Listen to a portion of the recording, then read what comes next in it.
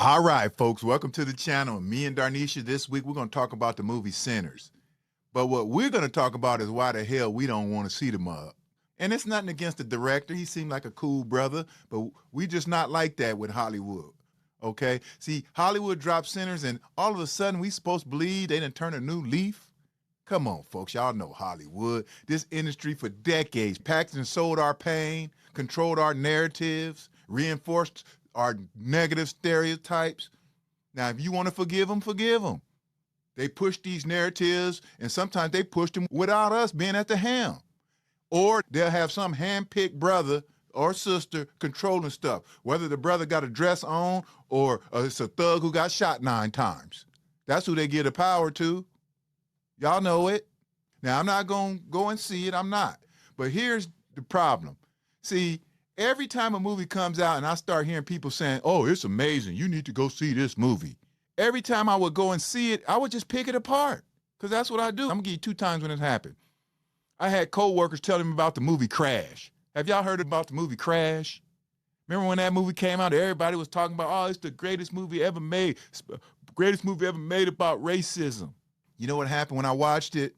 I couldn't believe what I was seeing, folks. I was like, how come these people think this movie's great? It wasn't about racism. It was about excusing racism. Okay? They had a white woman in there, played by Sandra Bullock, who became racist after she got carjacked by some black men. What kind of shit is that, folks? This is Hollywood at its best, at its slickest. You want to hate black people because of crime, and that's always been their excuse to hate black people because of crime. They want to justify racism for mugging. Stop it, Hollywood. We see your game. Then the worst part of that whole movie, and there was a lot of shit in that movie that was terrible. But let me tell you something, folks. Ooh, I'm getting good right now, folks. I'm going to get good right now. They had a scene in there where they had a white cop played by Matt Dillon who sexually assaulted a black woman right there in the middle of the damn movie. He pulled over a black couple played by, I think her name was Thanny Newton and Terrence Howard. There was this uppity couple. He started feeling on this woman in the movie while her husband watching couldn't do a damn thing. You talking about having no power as a man? Oh, I would have broke the law. Just like that one brother in Cincinnati. I ain't going to get into that right now. But come on, folks. So now they had him doing this, but guess what happened? Later on in the movie, the black couple's in a car accident. And guess who came to save the day? The cop who was not only racist towards them, but who sexually assaulted the black woman. He became the hero in that situation.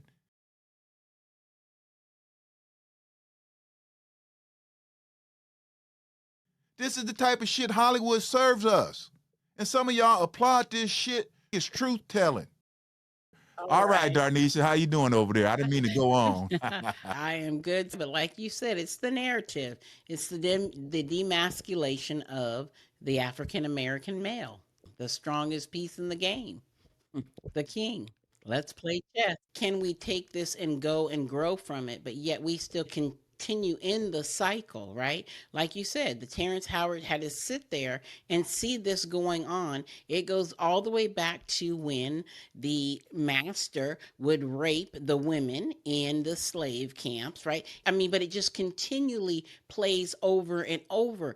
And again, if we would stop acting in these roles, then they wouldn't be able to cast us in these roles. If there was not a Terrence Howard, a Denzel, a Holly, or anyone else, they wouldn't be able to cast us. Just like this movie Sinners. Everyone's saying, go watch it, go watch it. You have to go watch it. Well, I don't need to try crack to know what it feels like, right? I don't need to see this movie to know what is. I mean, it is what it is. And to sit here and try and say, oh, there were so many things unpacked in this movie. No, I see 3 things already. You allowed somebody to go ahead and say, oh, let's go ahead and bring it out on the Easter holiday or on the holiday in which we celebrate Christ's birth, right? I mean, that's by design. That's not by fluke. It came out 3 weeks ago prior to that in Europe on the 3rd of April. We waited till the 18th. We waited till Good Friday to be bad. Maybe I'm wrong, folks, but I just can't forgive them for the decades that they did. Because, see, I'm a big, dark-skinned black man who had to live every day with these stereotypes, especially when I was in Southern California. You understand? Those Because even though it's everywhere, that's a oh yeah, all of it out there, and it's different. Sometimes it's passive aggressive, but you know they got that gang mentality, so it's a little bit more aggressive. So you feel it more, and then you get it from other people besides those folks. So it hits you, but it all comes from stereotypes, not just from the news and the media, from what Hollywood do. Let's not forget, back in the 80s and 90s, this is when Hollywood is at its highest of stereotyping black people. And 75% of the budget, black films went to hood movies, folks. Hood dramas, gangs, drugs. guns, crack, struggles. That was the blueprint. Do you understand that, folks? And I know y'all want to not look in the past. Okay, but that's just the recent past, and it's still affecting us today, those movies. To the point where if they show us anything else, sometimes if they show a black healthy family, a black healthy relationship of people living well, we at the point now, oh, that don't even look real. That look like a parody. It's unrealistic. That's how deep they've programmed us. They've programmed us to a whole nother level. Here's what they do. They throw us little bones to make us happy.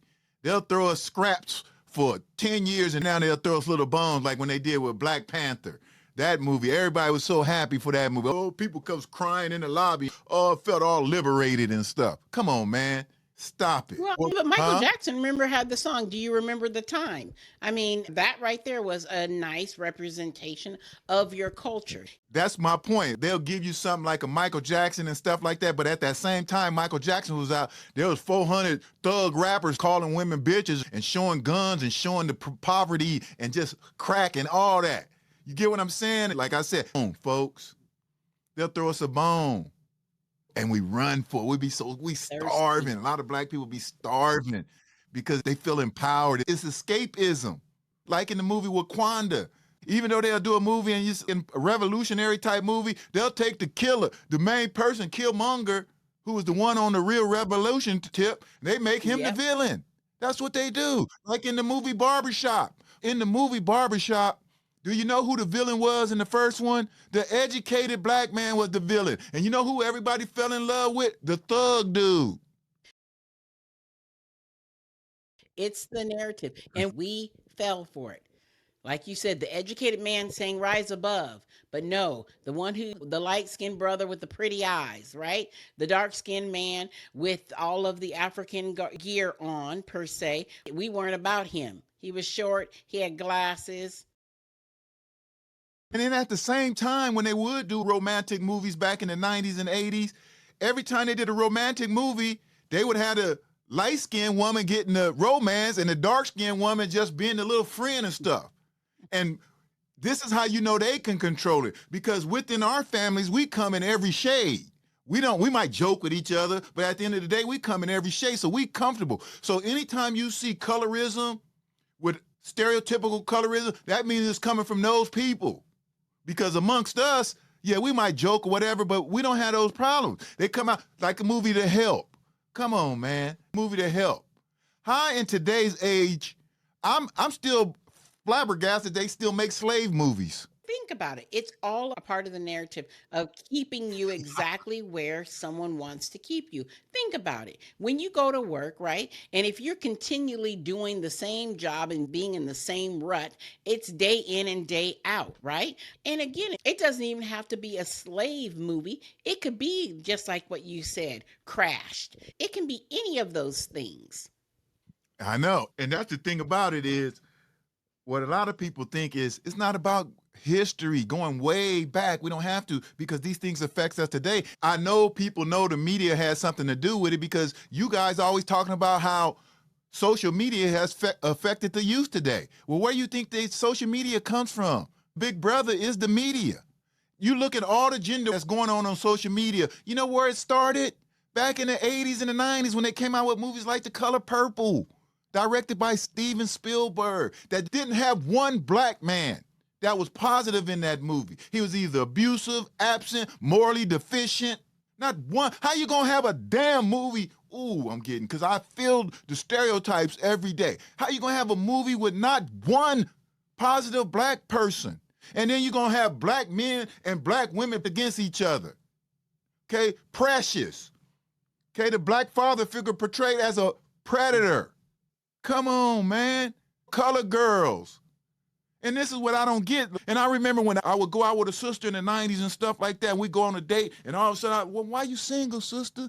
All the black men are in prison. They're either on the down low, and they're like, no, black men ain't in prison. I already made videos showing you that, which we do have a high prison rate based on population, but if you look at the whole prison population, but because the media is so powerful, everybody think every black man walking around here been locked up. It's just false. Okay, stop it, folks. I can go on and on and on about how terrible Hollywood is. And no disrespect to my man that made the movie Sinners, but you work for the devil. That's blood money you getting.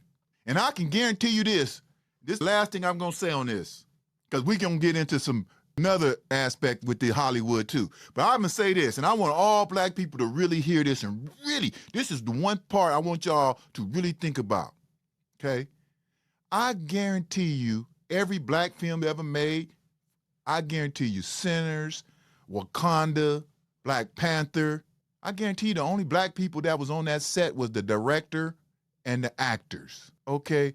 Most of the people working on those films are non-black people. If you total everybody, from the cameraman to the sound man to the people serving them food, I guarantee you on any black film, at the end of the day, if we took the total population of everybody working there, it'd be less than 5%. So why we still be calling these black movies? One of the main reasons why they show us all these entertainers, all these professional athletes, is because they wanted our youth to only be like that. It would be like if I was a racist person and I control Hollywood, I would only be showing country singers and NASCAR drivers. What do you think would happen to all the little white kids if that's all I showed as white success? They'd all be trying to do that, and that's what's happened to our community. I do not understand, I'm gonna do a video on this, how all these basketball players that I'm seeing, all these entertainers like Beyonce and their little daughter, how the hell you grow with money and everything and still end up in the entertainment industry? Where's the engineers? You should have sent your kids to some of the best schools in the world. How your kid doing the same damn thing? And I'm letting all these basketball players, their kids and all that is going to the NBA doing the same. Like, I get it, to fight your way out the hood, you got to do that. But once you're out the hood, you should be sending your kids to good schools, to be in STEM, science, technology, engineering, and math, because you got the money to put them in the best schools. But yet they still ended up in an industry like